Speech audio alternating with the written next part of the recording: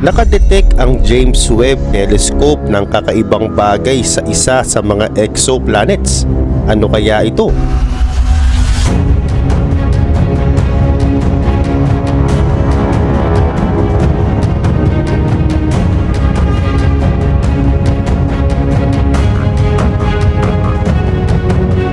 Alright, kamusta mga kaibigan? Welcome sa Arbin Polo TV. Bago ang lahat, ano nga ba ang James Webb?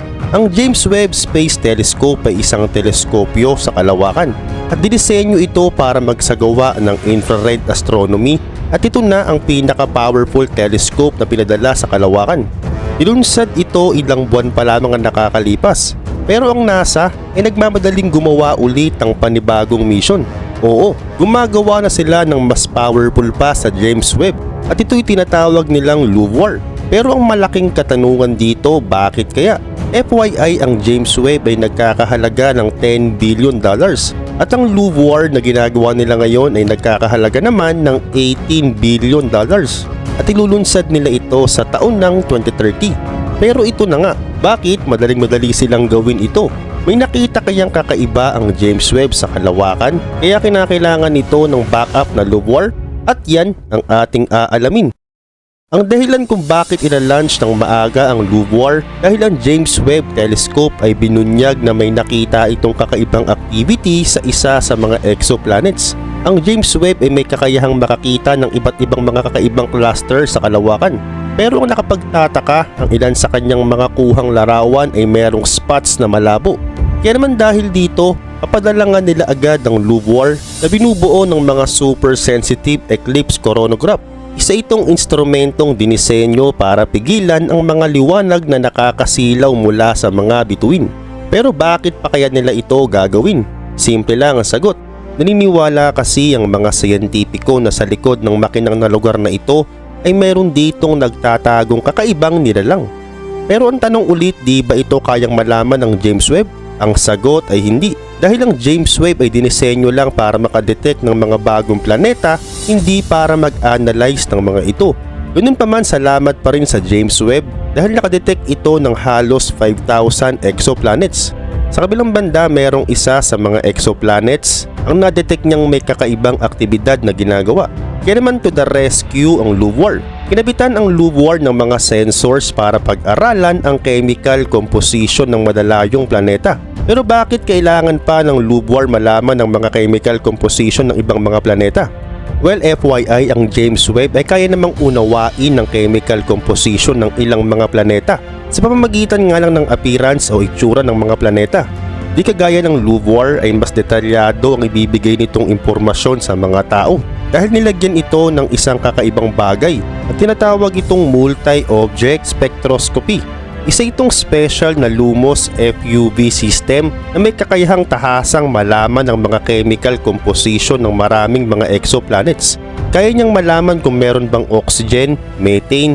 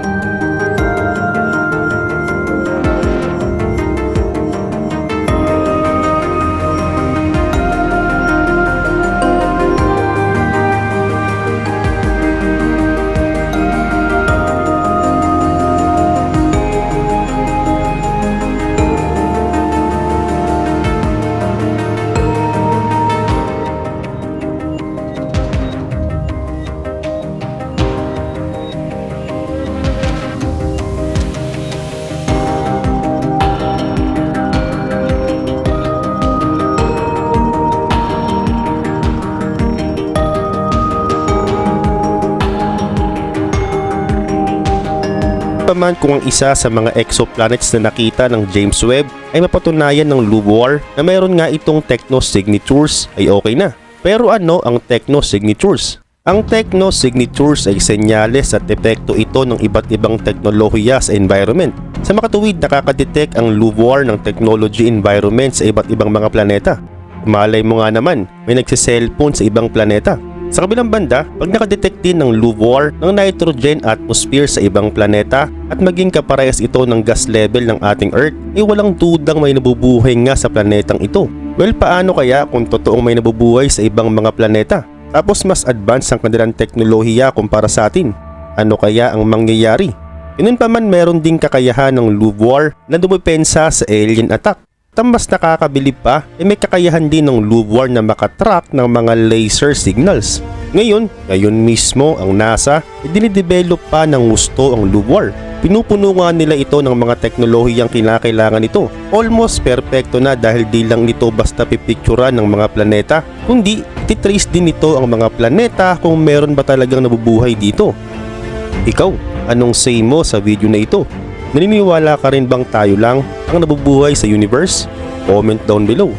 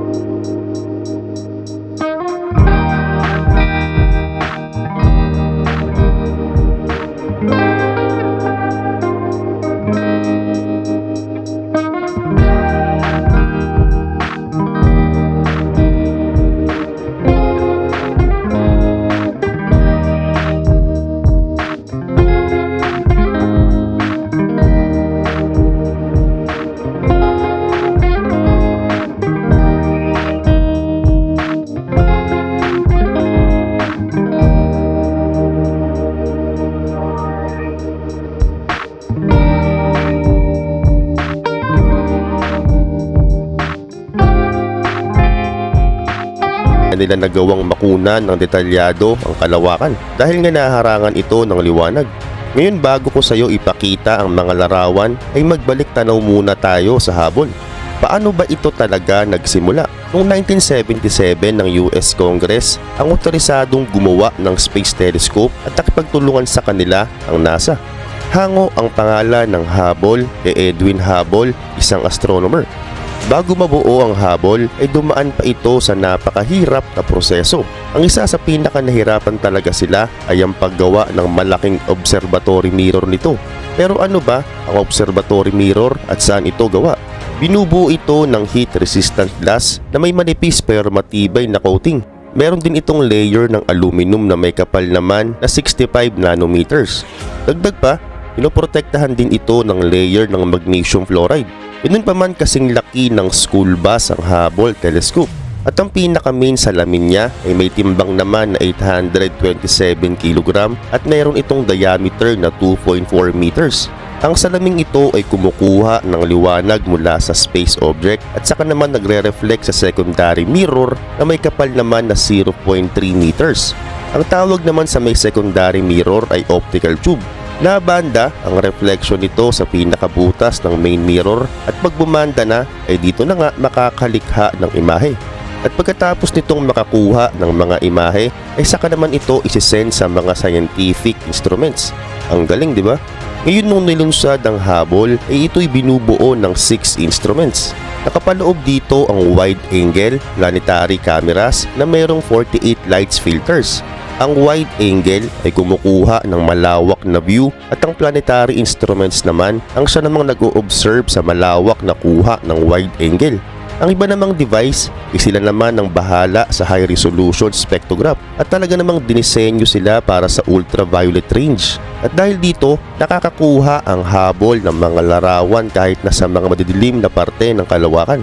At dagdag pa dito, dahil din sa FGS o Fine Guidance Sensors ay nare-record ng Hubble ang posisyon ng mga bagay sa kalawakan. Ngayon ang mga instrumentong yan ay nakalocate sa pinakabuntot ng Hubble. Sandamakmak pa ang mga sensors, instrument ng Hubble. Well, di ko na ilalahat dahil excited na akong ipakita sa inyo ang mga larawan.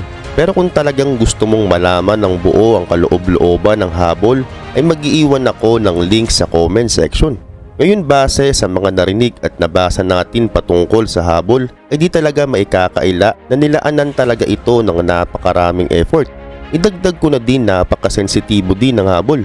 Oo, 10 billion times itong mas sensitive kumpara sa mga mata ng tao.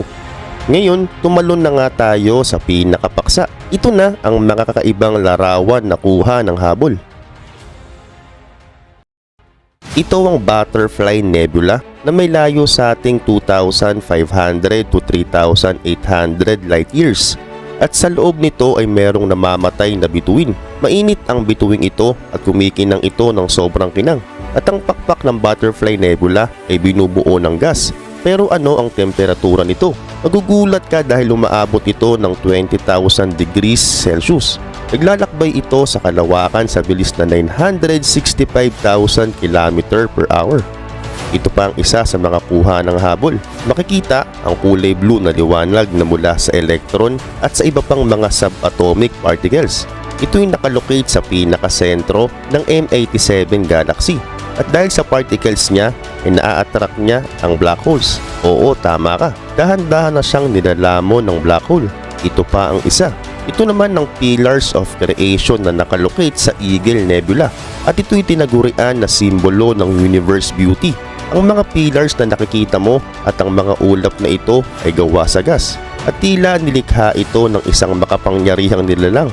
Ang kakaibang larawan na ito ay umiilaw dahil sa matinding ultraviolet radiation mula sa mga malalaking bituin na pumapalibot sa pillars. Samantala, ang loob o ilalim naman ng pillars ay meron na ring nabubuong mga bagong bituin. Oo, at sa mga susunod pa ay di na nakapagtataka, naliliwanag din ito. Ngayon, maiba tayo. Ang 4 na kakaibang space objects na ito ay nadiskubre ng Hubble ng sabay-sabay. Nakunan niya ang Tadpole Galaxy na ito 400 light years ang layo mula sa ating mundo. At ayon sa pag-aaral, humigit kumulang 100 to 200 million years ago, ang galaksing ito ay bumangga sa isang maliit na galaxy. Kaya naman ang resulta nakalikha ito ng ganito. Ganoon pa man ang Tadpole Galaxy ay lumulutang sa space kasabay ng 6,000 pang mga galaxy. Ito pa ang isa. Nakikita sa larawan ng banggaan ng dalawang spiral galaxy at ito ang tinatawag na demise. At dahil sa banggaan nagsama na nga sila. Ito naman ang Cone Nebula at mukha itong mabatong bundok sa unang tingin. Ito'y binubuo ng coal gas at dust. Ang Hubble din ay nakakita ng Celestial Maternity Ward at ito'y tinatawag naman na the Swan Nebula. Parang iba to. Oo, sa loob nito dito nagpo-form o nabubuo ang mga bituin. Ito naman ang makikinang na liwanag at ang tawag naman dito ay Galaxy Abell 370 at ito'y nakalocate 4 billion light years mula sa ating mundo. Daang-daang mga galaxy ang nakapalupot dito. Kaya naman dahil dito, nakakalikha ito ng hindi karaniwang mga liwanag na nagmumula sa iba't ibang mga galaxy sa paligid nito. Hindi ito gaanong nakuna ng Hubble pero ayon sa pag-aaral ay para itong merong salamin na background na nagiging dahilan kung bakit sobrang kinang nila. At ito pa ang isa sa mga nakuna ng habol. Ito ang tinatawag naman na dragon. At ang katabi niya ay kapwa niya rin mga galaxies. Ngayon, ito naman ang larawan na talaga namang nagpabago sa pananaw ng mga sayantipiko. Ang larawan